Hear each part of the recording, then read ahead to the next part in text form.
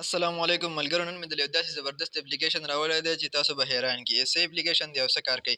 ملګرو که اوس تاسو چاته په انګلیش کې میسج کول غواړئ خو تاسو له انګلیش چې دی هغه زاد نه درځي، یا تاسو څوک په انګلیش کې میسج کوي ستاسو بې سمج راځي خو تاسو وایئ چې یاره دلته خو زه اوس په انګلیش کې میسج نشم کولی، نو تاسو به څنګه چل کوئ؟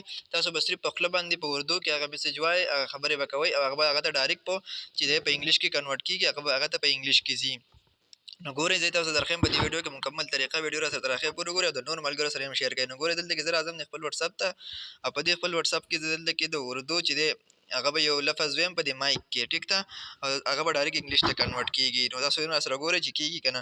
نو زه به دلته کې دا مایک چې آن کړم نو زما په موبایل باندې سکرین ریکارډینګ چې دی هغه آن دی، نو دا مایک چې زه آن کړم نو زما هغه د اردو هغه خبرې چې هغه په دې کې نه راځي، خو تاسو چې کله ورته ډایرکټ کوئ نو هغه بیا کنورټ کېږي. ټیک شو. نو اوس ګوره دلته کې زه دا مایک آن کوم. ټیک شو. دا اوس ګوره هغه پښتو چې ده هغه یې زما غلط راواخیسته. او زه دوباره به دې مایک باندې کلیک کوم او زه ورته په اردو کې یوه خبره کوم، آپ کا نام کیا ہے. ټیک شو. زه ورته دا خبره کوم چې دا په انګلیش کې کوي که نه. ګوره ورته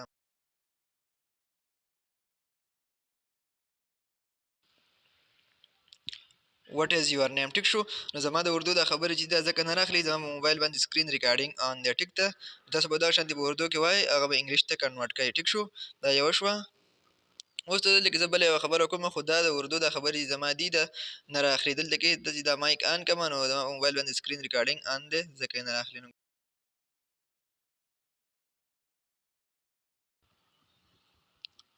ویر ډو یو لایو ما دلته کې ورکړو آپ کہاں رہتے هو، نو ویر ډو یو لایو. نو دغه شانتې تاسو څوک میسج کوي، تاسو د هغه په میسج باندې سمج راځي، په میسج باندې تاسو پوهېږئ خو جواب ورنه شئ ورکولی. نو دلته کې دا سیټینګ چې دی دا اپلیکیشن چې دی دا ډاونلوډ کړئ، په خپل موبایل کې الاو کړئ، تاسو به اوس په انګلیش باندې میسج کولی شئ.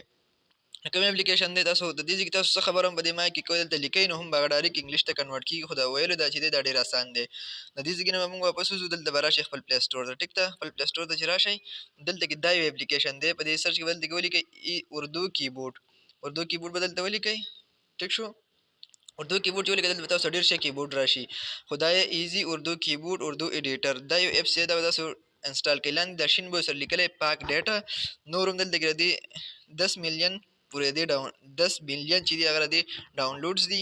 دا یو اپلیکیشن چې دی دا به تاسو ته خلاص شي، دا یو به ډاونلوډ کړئ. نو اوس تاسو کولی شئ ډېر په اسانه باندې چاته په انګلیش کې میسج وکړئ. ملګرو که ویډیو مو خوښه شوي ویډیو د نورو ملګرو سره ضرور شیر کړئ، او که په یوټیوب باندې نه نو چینل سره هم سبسکرایب کړئ. د الله په امان.